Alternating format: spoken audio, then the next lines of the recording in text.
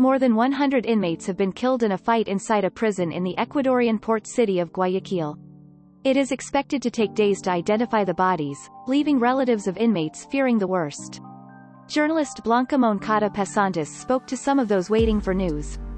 Not even at the height of the coronavirus pandemic in March and April 2020, when death was in the air in many neighborhoods of Guayaquil, had so many relatives ever gathered outside the city's morgue.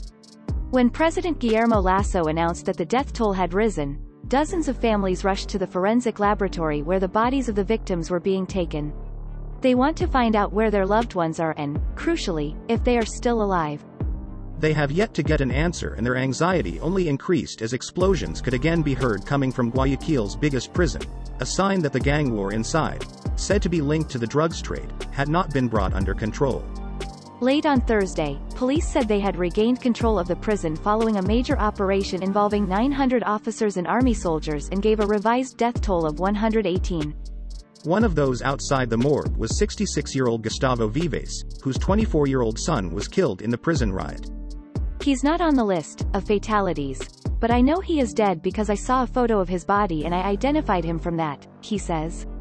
Like many others, he has been getting information from footage and photos shared on social media and among inmates' relatives. By midday on Thursday, the area outside the forensic lab was full of people. Funeral workers looking for business milled among anxious relatives.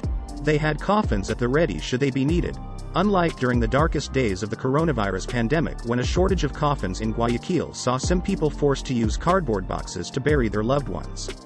Zenaida Morera, 50, handkerchief in hand, was looking for her 23-year-old Darwin Camino, who was sent to the prison, Guayaquil's most dangerous, 2 years ago.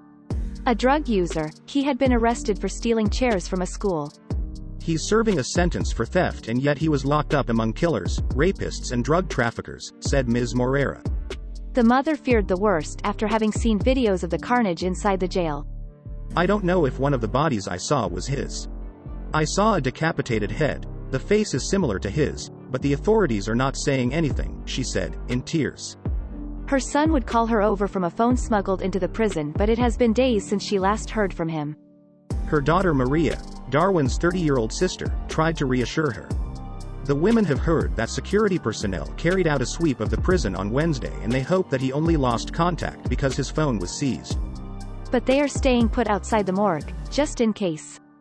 The forensic lab is not the only place where relatives are gathering. The authorities have asked them to go to the Abel Jimenez Sports Stadium, where they have been promised updates and psychological support.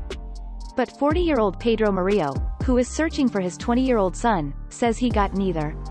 I arrived and they just asked me what his name was and if he had any tattoos, nothing more, he says of the soldiers guarding the perimeter of the stadium.